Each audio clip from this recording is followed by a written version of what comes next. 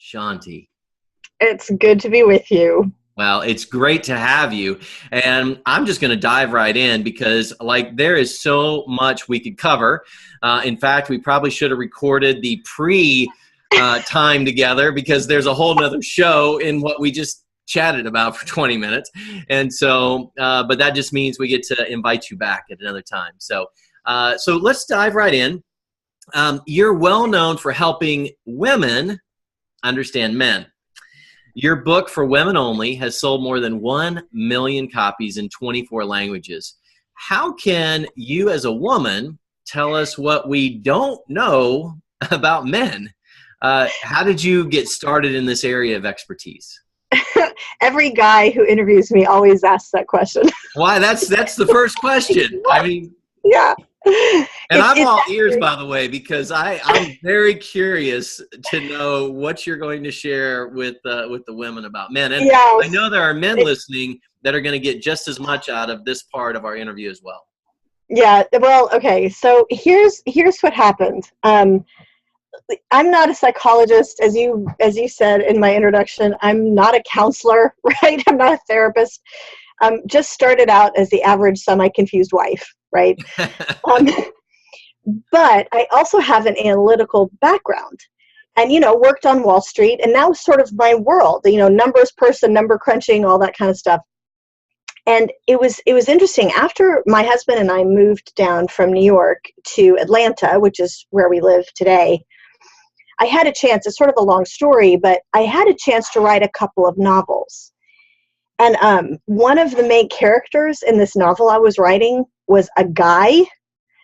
And I realized I had no idea how to put thoughts in his head. It's a novel, right? I had to say what this character was thinking. I couldn't just say what he was doing. But what do I know about what a guy would be thinking? And in some pretty personal situations. And so this whole thing started because I would go to Jeff, my husband, or go to other guys, we'd be out to dinner with another couple. And I'd say, can I interview you? Sort of, here's this scene in this novel I'm writing. What would you be thinking if this was you? And as they started telling me what they'd really be thinking, half the time I'm like, seriously? I was really shocked, honestly, by some of the things I was hearing. And as I started doing more of these conversations, I realized, it's not just that what I'm hearing is surprising. It's really, really important, really foundational. These thoughts, these feelings, these weren't things that the men said that they kind of thought once every few months, it sort of happened every now and then. The stuff they were describing was stuff that they said they thought, they felt, that was in there every day, multiple times a day. And at that point, I think Jeff and I had been married about 8 years, and I'm thinking, of course, why have I not heard this before? And that is when, I think that's when that analyst hat went on, and sort of that background, okay, this is really important. And so it was a totally miraculous story of how I ended up doing this huge national study, a national survey of men, very nationally representative, and put it in the book for women only. And it went and just became this huge bestseller. And that started the process of really giving me the resources to be able to do the next study and the next one and the next one. And, now we're, 12 years down the road, 13 years down the road, and I've done a bunch of these, including several other studies that included men and dealt with that. And so that's why I can come and say, ladies, here's what we don't get about men, and here's the numbers to prove it. And I love that, because a lot of times, when we just happen on it because we have a need, and then we figure out other people have a need, we realize, wait a minute, we're not alone on this little island. If I have this need, there are other people out there that have it as well. And I love that it happened very organically, because that means that you're satisfying the needs of a lot of people out there by bringing this to the table. And so, I'm going to kind of take that next step, because as a guy, I'm ready to hear, a few of the tactical and nuts and bolts here. So we all know intuitively that men and women are different, but many people think those differences come more from how we're raised and from social expectations. But from what I read, you disagree. Well, it's not that I disagree 100% because everybody knows that, there's nature and nurture, right? And that all of that plays into everything. But the old idea that I think a lot of us might have had in years past, that this is just socialization. It's not just socialization. There literally are brain wiring differences between men and women. And yes, to some degree, even your experiences can change. Your brain is plastic. There's a lot of things that can change, but not the basic structure. I mean, you look at what the neuroscientists have discovered over, really even some of it has been the last 5 or 10 years. And you see huge differences between men and women that literally come out of in utero changes in brain wiring before the baby is even born. And it used to be, honestly, when I first did the first edition of For Women Only, I literally would say, wow, this is what I'm finding. Can't tell you why. I have no idea. It's just, 82% of men said this or 74% of men said that. And now with some of the advances in brain science, I can say, okay, there's why. Don't you think that kind of understanding that gives us permission to be different? Like it takes some pressure off. We had Dr. Chapman, which I think did one of our expert interviews, and he talked about the love languages, and he kind of gave us permission to love differently, and it, took the pressure off. And what I hear you saying is that we're hardwired differently, so we should take a step back and say it's okay to be different. It's like we're supposed to be different. Well, and there's a really important so therefore because of that. And this is where, sorry to the women listening, I'm going to nail us for a minute because I realized that I had a secret assumption in the back of my head somewhere. And maybe some of the other women listening will agree with this, where we kind of think as women that we're the ones who are good at relationships. And we kind of think that we're the ones with the interpersonal skills. And you know what that means? Obviously, it means if there's a problem, it's his fault. And we kind of subconsciously think, he just has to learn to relate better. Kind of pat, kind of condescending without realizing that that's what we're thinking, because we think we're the ones who are doing it right. And suddenly, when you realize that there are these very important, very dynamic, foundational differences, you suddenly realize, oh my gosh, the way that men are wired to relate is totally legitimate. It's just totally different. And in a lot of these things, there is no right and wrong. It really is different. Now, obviously, all of us have right and wrong ways that we can interact, but the foundational sort of predispositions, the different ways that men instinctively handle something, the things that instinctively hurt a man's feelings, you know what? We as women, we have to kind of get off our subconscious high horse and go, wow, I had no idea. I had no idea that I was doing things every day that might actually hurt my husband's feelings. And was kind of telling him to get over it. I had no idea. So that's where I think recognizing that the differences, we can lean into that and say that that's okay. That's one of the implications of that for us as women, especially.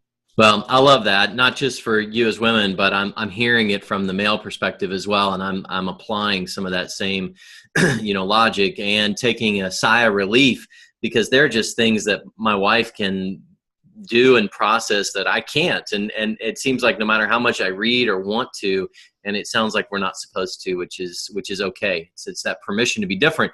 But I have to ask the question. Okay, this is the question that really I kind of had to put a couple questions before this so that I didn't have the tendency to dive right in, because my curiosity is piqued here to ask you. So with all this research you've done, what are the things that we most, and I say we because there's a mixed audience out there listening to this, but need to know about men? For example, you say there's a hidden undercurrent under the surface we don't see Yeah. that impacts a lot of what men do. So tell us about that.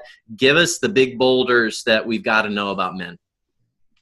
So the most important thing that we find underneath the surface, actually, and it's important to compare men and women here because it helps us understand, for us as women, helps us understand men better, is to realize that statistically, men and women tend, and by the way, I need to say this, these are generalizations.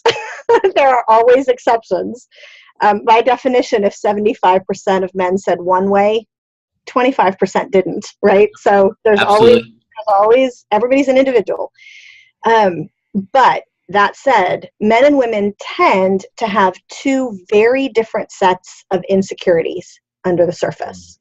Now, to some degree, we all have doubt and worry and concerns about everything. But that said, we've found that no, there's some really foundational differences here. And in order to understand some of the needs of men and why guys react in a certain way when their wife says this or does this, we need to understand what's going on underneath the surface with that doubt, that worry, that insecurity. So here's what we tell women and men. Like Jeff and I do marriage conferences, right? We always start off by saying, okay, let's compare the two. For us as women, what we found in our surveys, and we've done the surveys from age 15 to 75. So all those ages, this tends to be the case throughout, age 15 to 75. With women, our question tends to be, am I lovable? Right? Am I special? Am I beautiful? It's kind of am I worthy of being loved for who I am on the inside? And so we love to feel loved and cherished. That's what lights us up. For men, it's kind of like, yeah, whatever, that's good, that's nice, but for them on the inside, the question of a man in most cases is very different. It's, am I able? Am I adequate?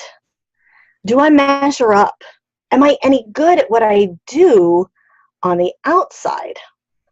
And that we have no idea as women that question is even there. And the guys kind of described going through their day with this feeling like, I want to tackle a challenge and I want to do great things. I want to be a great husband or a great salesman or whatever it is that I do, but I'm really not sure that I know what I'm doing, and I hope nobody finds out. And isn't this this is the overly simple side of this, but yet the most complicated when I'm sure you're doing marriage conferences, but who is that one person that matters most too? So the woman is asking, am I lovable? And specifically by you. And yep. The man, I think the woman may assume the man is measuring himself against the world and all of his colleagues and everything, but who really matters the most as to whether or not he measures up?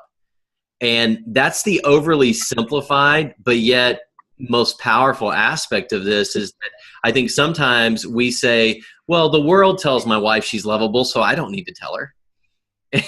Because she's loved in this group or she's loved by these people, and so she doesn't need me to tell her. But she can be loved by all those people, but I think if I don't tell her, then she's never measuring up. And same thing, the guy can be great at what he does, but if the woman doesn't tell him that he measures up, then he's always going to be searching. And that's what I hear out of it too. You are totally right. And we asked that on the survey. And that's one of the biggest themes, is that we're looking to the people around us for signals as to the answer to our main question.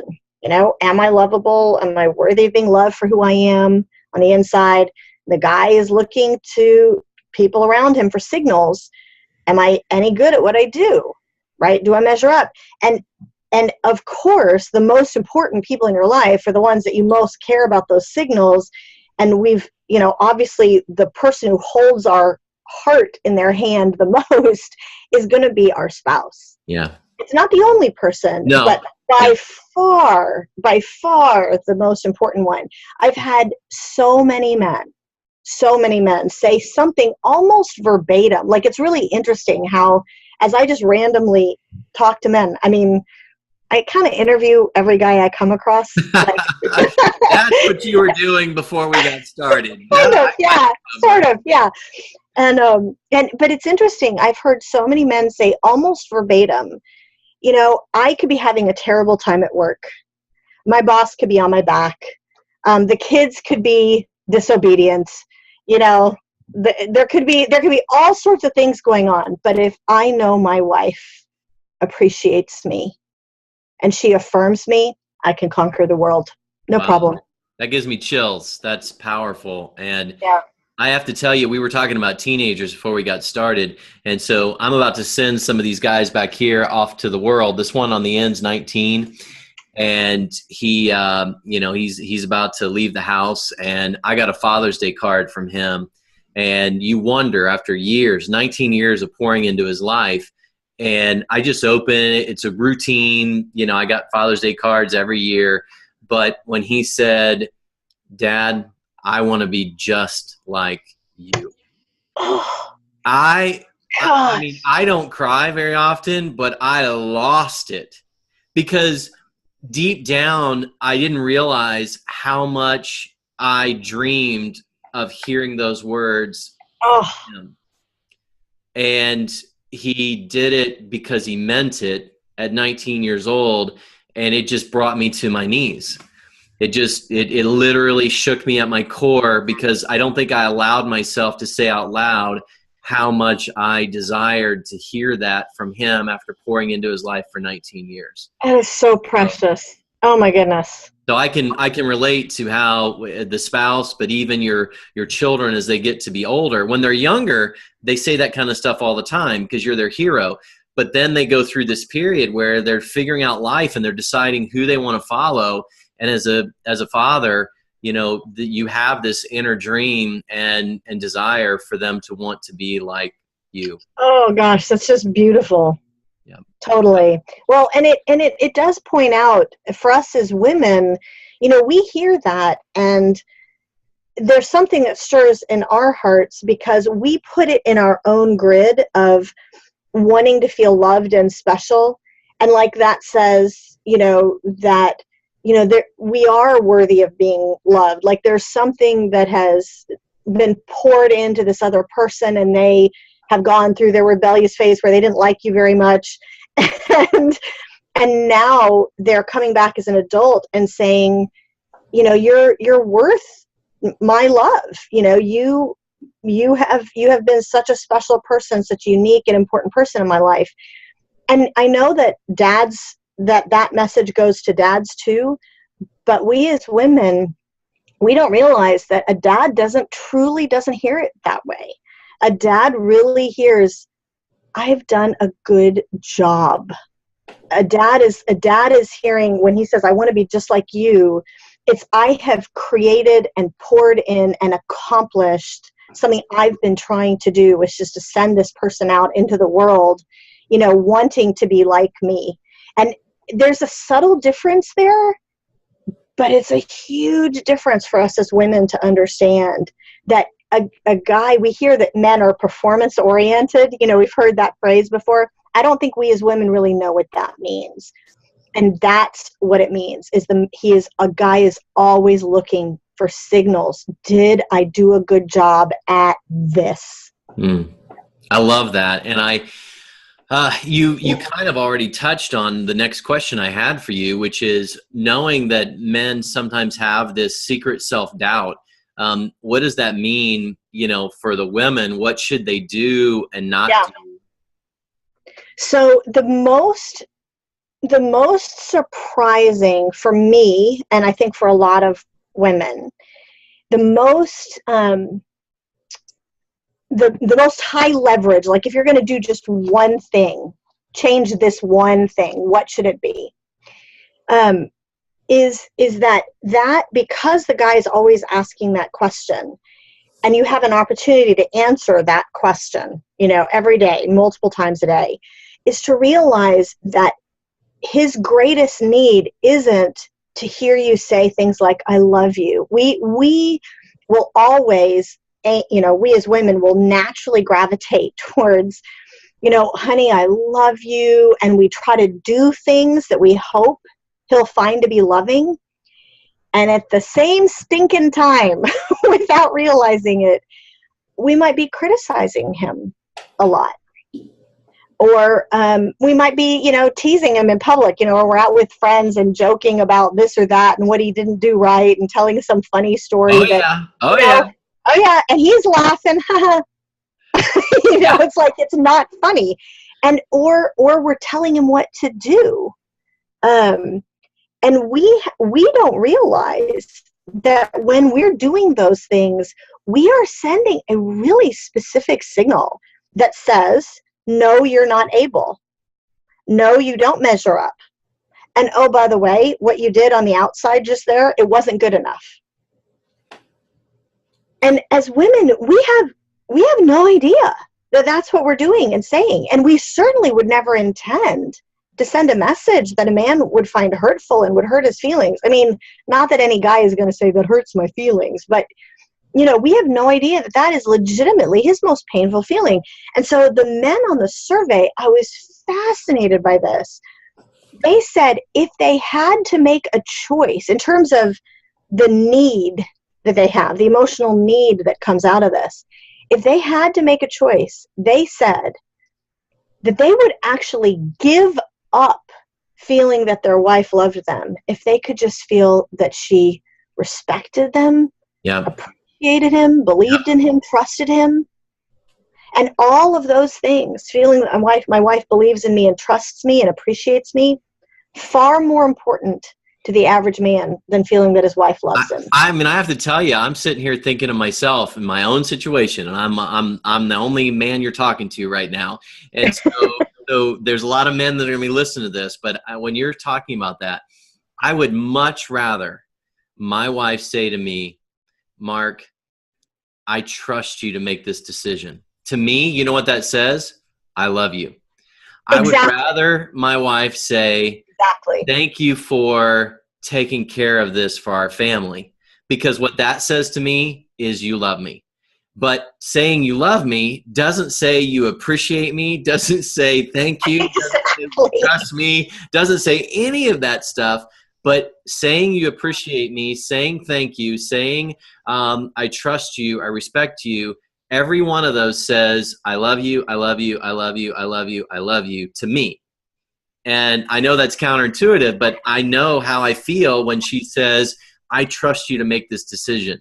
I appreciate how you handled that. And I just hear, I love you, I love you, I love you. But when she says, I love you, I'm like, yeah, for what? Thanks. Why? Yeah, exactly. I don't get that was random. Yes, exactly. So anyway. It's, what's actually interesting is okay, this is embarrassing to admit, but I'm going to admit it anyway. Hearing that my husband's greatest need was, once I finally figured this out, it was to know that I respect him and I appreciate him. I'm thinking, okay, well, what can I say? Right? Because he can say, I love you to me, and it fills me up. It says all these different things emotionally because that's my question. Am I lovable? Right? So I'm thinking, oh, well, okay. Well, if a guy's greatest need is to feel that I respect him, oh, honey, I respect you so much. Like, I would just go and say, I really respect you, And finally, my poor husband, he kind of had to go, time out. Like, I know what you're trying to do, and I appreciate it, but it doesn't have the same ring to it. And so I went on this quest it took like 5 years, 6 years. It took a long time to figure out what can we as women say that has the same emotional impact on a man that I love you does on us as women. And understanding, like we said, these are generalizations, there's always exceptions, but what is that little phrase? And we finally identified it. All right, gotta lay it on us. What is it? Believe it or not, it's thank you.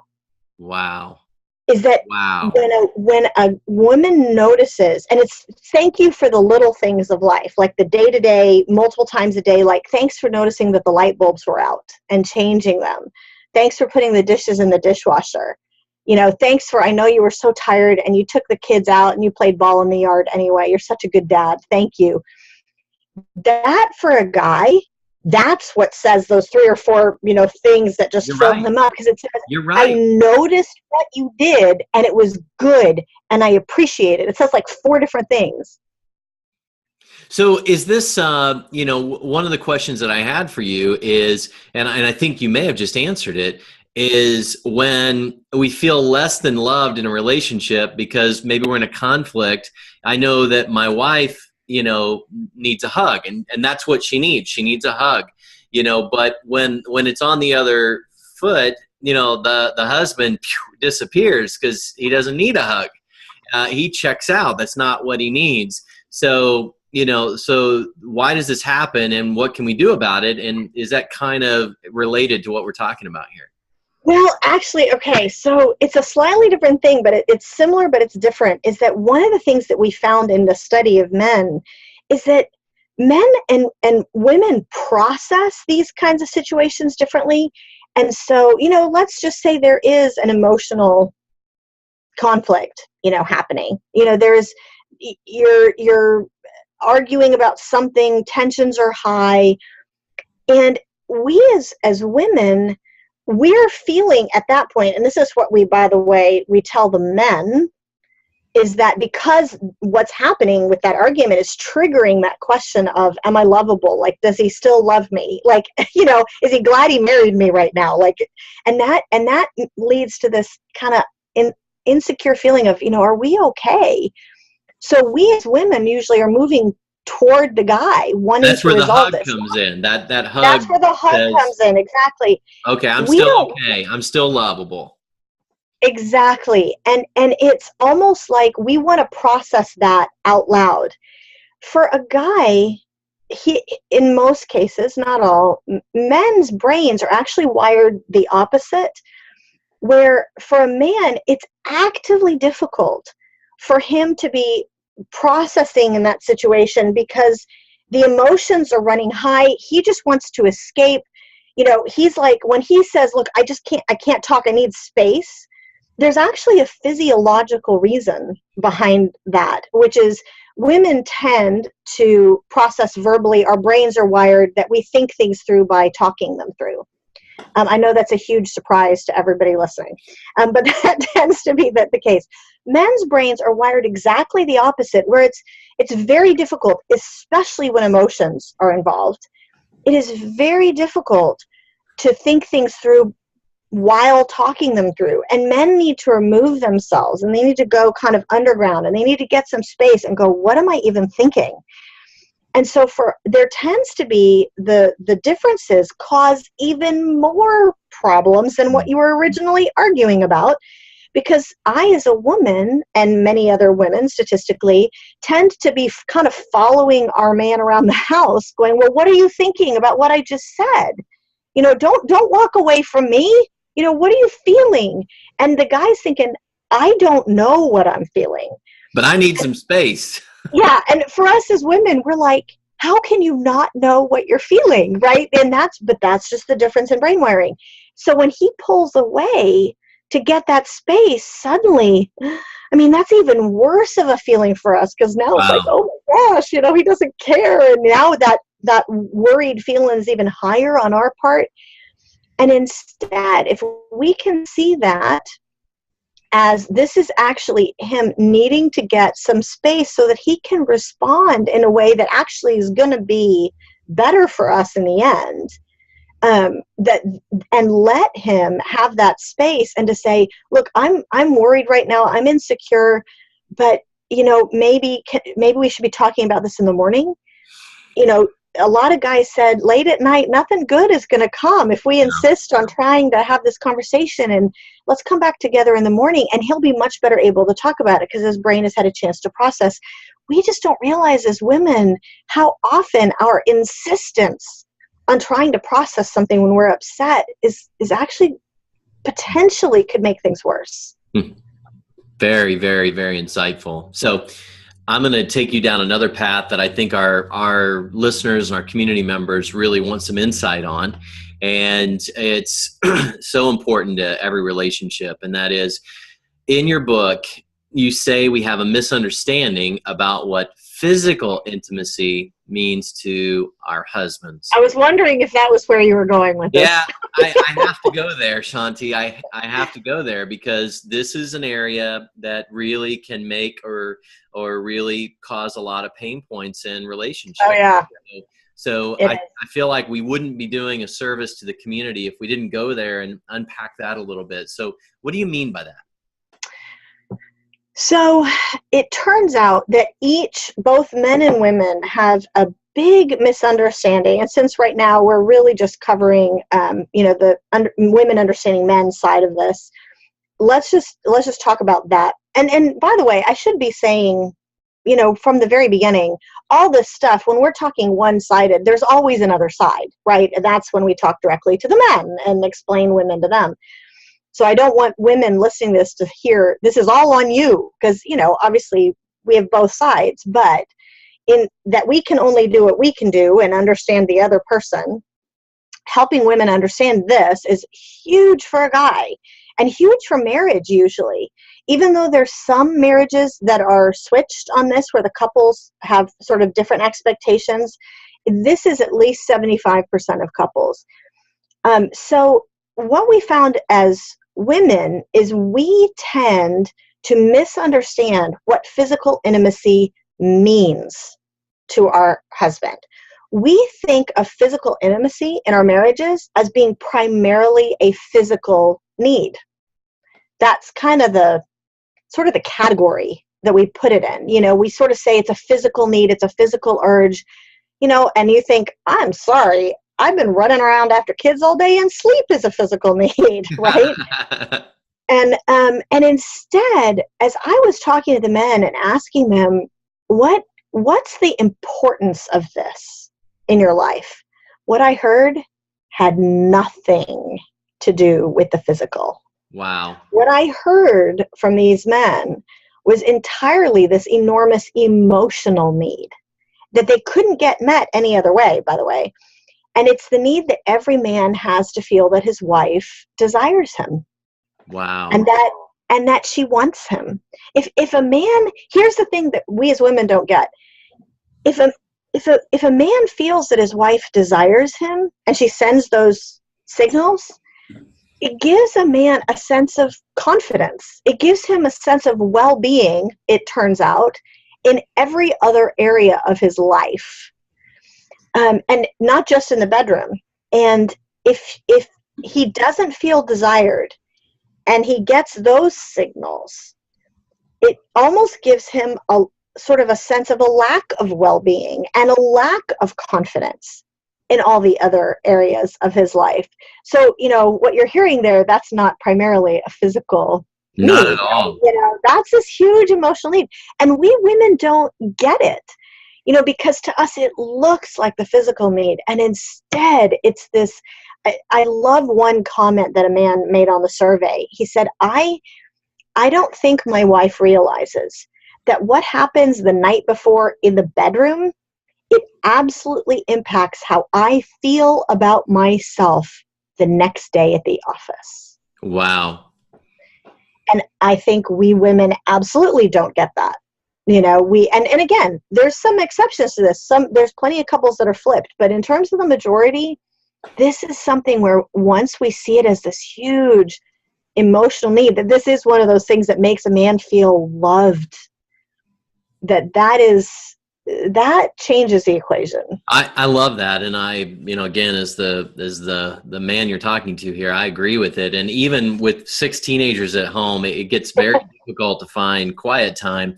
And so even a glance in the kitchen when we're getting things ready for the dinner, even a brush, that's intentionally closer than it needed to be, can help a man feel, like they are desired, even if the man knows that the chances of more happening are maybe impossible due to circumstances. The signals are sent, and and I know that, and I felt that, and so it doesn't always have to be just in the bedroom. The woman can send the man the signals he needs outside of the bedroom as well. Absolutely. And it's meaningful. I mean, I stand a little taller and feel a little more adequate as a man when I know that my wife desires me, even if I know circumstantially, nothing more can happen than that. And so, but it's powerful. So I appreciate you being so candid in that regard. Well, and the thing I think we women still, we said at the beginning of this conversation that so many men have this self-doubt, right? This deep vulnerability under the surface. We don't know it's there, but it's there. And the men on the survey were basically saying this one thing, if they're in this category, which, like we said, not all men are, but if they're in this category, that where this is an emotional need, and this is that kind of this is that priority in their life. If they're in that category, there is almost no better way to sort of soothe that insecurity and that self-doubt than for the wife to be signaling, I desire you. And that's literally can be as simple as, like you were talking about, flirting in the kitchen. Yep. But, when the kids aren't looking and you raise your eyebrows, or something. And because, of course, if the kids are looking, they'll go, oh, gross, Mom. Oh, I know. And we, what's so funny is that we get caught, oftentimes in the kitchen, and, our daughter, somebody, I know what you're doing. I know what you're doing, but I think deep down it reassures them as well. I'm sure it does, even though, think about the way we were with our parents, where we're like, oh, no, I don't want to be thinking about that. But doing that, or even if it's those little things, or when you do go to bed, this is a big deal that I don't think us as women realize, is that if we make the first move once in a while, I agree. Huge for a guy, because it sends that signal. So don't flirt too much in the kitchen without actually doing that every day. Without some follow through. Oh, guy, there has to be some follow up at some point. All right, so let's switch just a minute and tackle, because that was so powerful and so real, and I think can help so many people. So let's flip to something that can sometimes be hurtful, and that is that we know that men are visual. And maybe some of the women listening to this have had to confront a concern about whether their man is looking at another woman, or potentially even looking at inappropriate things online.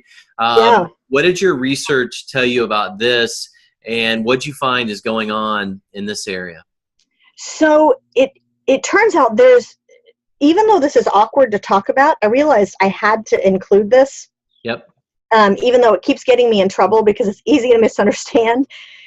But I also realize there is no other issue, no other single issue that affects so many millions and millions of men and boys, by the way, if you have sons. Yep. That affects so many millions of men and boys every day, that so many millions and millions of women are completely blind. Wow. To. And if we love our men and our sons, it's really important for us to know what life is like for them, whether we like it or not. It's kind of important to understand. And so I went from being really offended by this topic once I realized what I was hearing. I went from being really kind of defensive and angry about it, and suddenly realizing, wait a minute, if this is impacting my husband, and I have a teenage son, if this is impacting my husband and my son, I want to know. I want to know what they're facing every day, because there's no way I can help support them in today's culture if I don't understand it. So here's basically the framework. It turns out that the male and female brain are actually wired differently when it comes to processing visual inputs, which is why we women don't get this at all, because it turns out our brains literally don't process things the same way men's brains do. There is a stimulation that happens in a center of the brain called the nucleus accumbens. It's kind of towards the back of the brain. You know where the kind of automatic stuff happens? Yep. Fight and flight, eat. Fight and flight, yeah, exactly, like digestion, right? You don't think about digesting your food. Well, the nucleus accumbens is in sort of the midbrain, getting back towards the back of the brain, where a lot of that happens. And it's the center of the brain that, as a way of explaining this to women, it's the same center of the brain that's actually stimulated when, if you're really hungry and you haven't eaten all day and you walk into a room and you see food across the room, and it's this automatic kind of gut level, I want to consume that. Like, you're drawn to that. You're not thinking about it at the very beginning. It's this, oh, I want that. And that's your nucleus accumbens lighting up. And then the very next second, your cortical centers, the thinking centers at the front of the brain, light up. And that's where you look and you go, wait, has dinner started yet? Like, can I go over there and eat, or what choice do I make? But that first feeling is a very biological, automatic feeling. You can't really control that. So it's a choice of what you do then. Well, that's exactly what it's like for a guy, apparently. I've never experienced this because I've got a female brain. But for a guy, apparently, in this culture, whenever he sees those images of a woman dressed to show off a great figure, whether it's the woman walking across the parking lot wearing not much, or whether it's that commercial that's up on the TV screen, the nucleus accumbens in the male brain lights up, and he's automatically drawn. I want to consume that image. I want to look at that. And it's not really, the way the men described it, it's not really exactly a desire for the person. It's a desire for the image, because it feels good to the brain to look at that. And then the very next second, the cortical centers kick in. And he thinks to himself, oh, wait, don't look there, right? Like, don't look at the television screen, or turn my head away from the woman in the parking lot. And that's where the choice happens. But we women don't realize that there's a little intra-brain war happening, because we don't experience it. When we see an attractive man, our nucleus accumbens stays dark, which our husbands are usually very sad to hear, like even with them, and our thinking centers are what light up from the beginning. And we think to ourselves, he's an attractive man, and that's about it. And so we don't realize that men have this war in their brain, because, just wrapping it up, every day in this culture, they are seeing, and their brains are being stimulated in public by sites that were only supposed to be seen in private. Wow, you're right. If you think about it, the way that all of us were created in all sorts of, different ways, but if you think about it, back in the day, the only sight a man would ever see in this way, ever, was of his wife on their wedding night, right? And then it's a great thing, because guys love this when they're alone with their wives. They don't want to turn it off then, but they kind of wish they could turn it off everywhere else. Yeah. And that's what we as women need to recognize, because this can be hurtful, and we have to take it off of that, the way it would be hurtful for us, because if we're thinking about a man in that kind of sexual, sensual way, we're doing it on purpose. But a guy, that initial temptation, that is not his choice. What he then chooses to do with it is his totally. But isn't that powerful when you understand these concepts? And it's not that they're simple, but when you explain them in the way you did, it's like, okay, when you understand that it's instinctual, then you can actually have a conversation with your guy about it, or your sons about it. Hey, I actually know what's going on. And so instead of shaming them, okay, because that's a lot of what happens is that the guy feels shamed if you bring this up, right, because he's done something wrong. The initial reaction was not wrong. It's what happens next that becomes wrong. So if the initial reaction cannot be this yucky thing and a shameful thing, then the guy can actually have a real conversation about it. And so, and I think that may be key. And I'm gonna use this, by the way, with my boys, because it allows you to have really good dialogue about it without it feeling so shameful. And I think that's why it becomes such a problem, is because it's a Yes. very shaming behavior. Let's hide it. When the initial behavior, there's nothing to be ashamed of. It's what happens next that really matters. But if we can get through that first part, then we can have a good conversation about the next part. So one of the things that I think us as women, when we're talking with men about this, what I hear from guys often is they themselves don't even recognize this. Right? I mean, like my husband says, look, guys don't generally talk about this kind of stuff with other guys. Like, you'll talk about intimate stuff with your wife, and that's about it. Right? So guys feel very alone from what I've heard. Like Jeff says, it's not like men sit around at Starbucks going, you got images? Yeah, I got images. You don't sit around and have those conversations. And so as a result, men themselves don't even understand this enough to be able to talk about it until they hear this. And then it's not just the wife being able to have a conversation with the husband, it's the husband understanding it enough to have that conversation without feeling defensive. And here's the other thing that is really important for women to hear, because there are many women listening to this where their husband probably has gotten into some issues, because this is, let's just be honest, this culture is constantly stimulating the male brain, constantly, in a way that he does not want, but it's happening anyway. And it shouldn't be a surprise that for some men, they've gotten kind of weary of that struggle. And, men tend to go through phases of, sometimes they're more vulnerable than others. And most men absolutely adore their wives, and they do not want to hurt them. They do not want to hurt their feelings, but they don't feel like she's going to understand it. And so they keep it kind of close to the vest, like, okay, this is awkward. I don't really want to talk to you about this. And so if a woman can show, look, you're right, I don't understand this, but I want to. And I want to do this so I can be here for you, rather than, are you looking at other women? What are you saying? Right, what? Huh?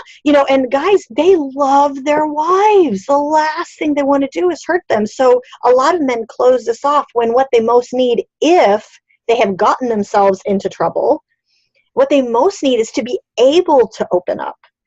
And if it's gone in a particularly bad direction, to be able to open up enough to get some help and support from other men. Because one of the things that counselors always tell me is that a wife can never be the police. Like, that is incredibly destructive for a marriage. But if he can get into a guy's group where they address this and they hold each other accountable and provide support, that's the kind of stuff that many men actually would like to do, but don't know how to bring it up with their wife because she'll freak out, Well, this is powerful.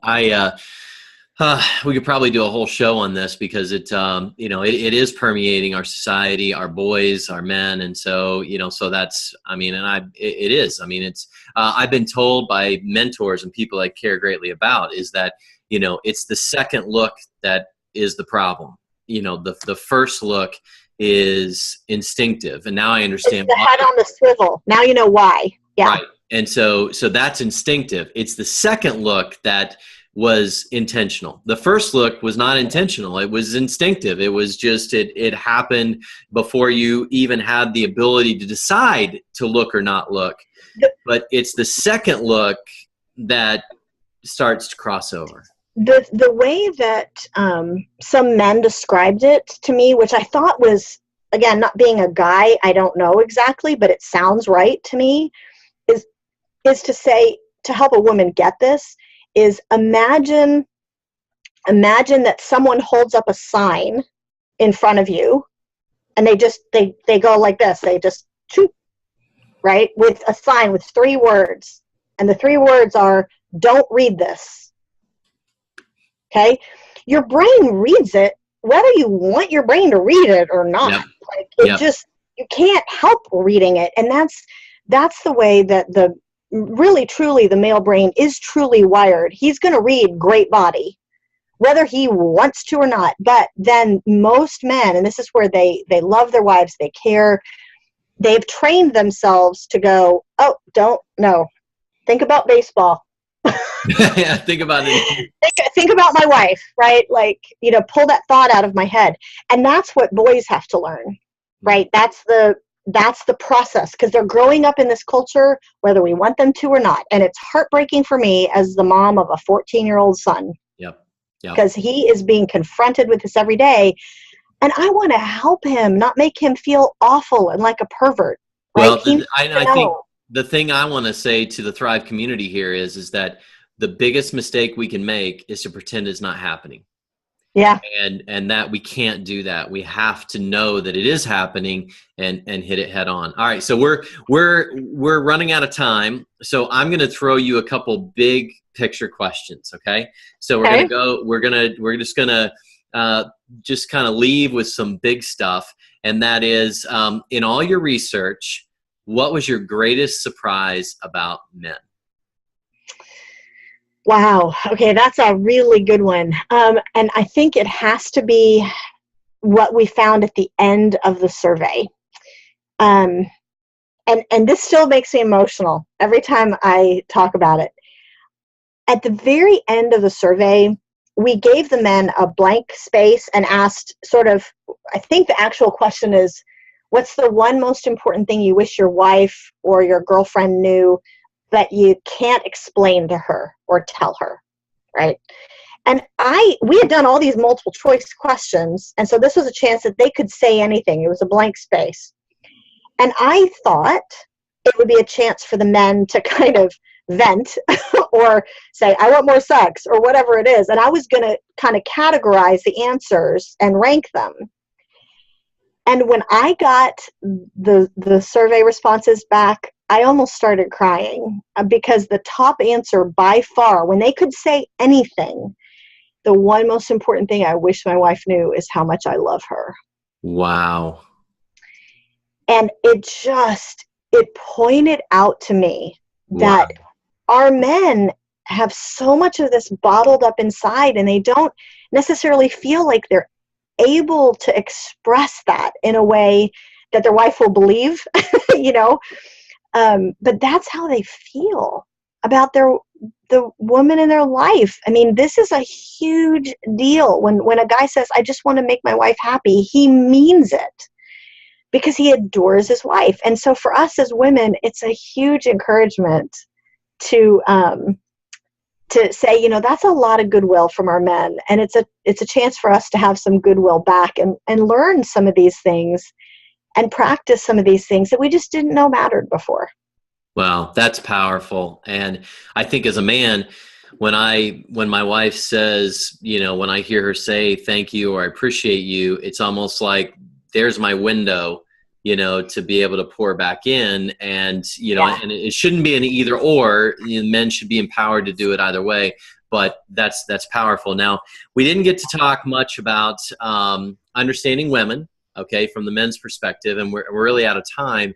But I want to just borrow a little extra time and just let you just kind of speak generically and maybe answer that question of what were some of the big rocks that you uncovered when you were doing the research for understanding women, and just give me a chance to talk generically about greatest surprises or biggest takeaways in that regard.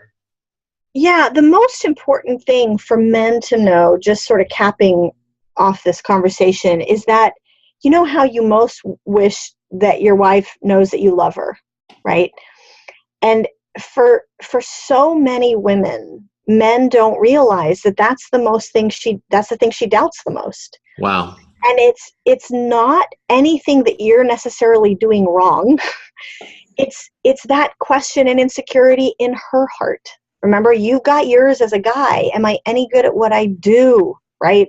Did I do the dishes well? Am I a good dad? Those kinds of things. For her, it's not about what she does.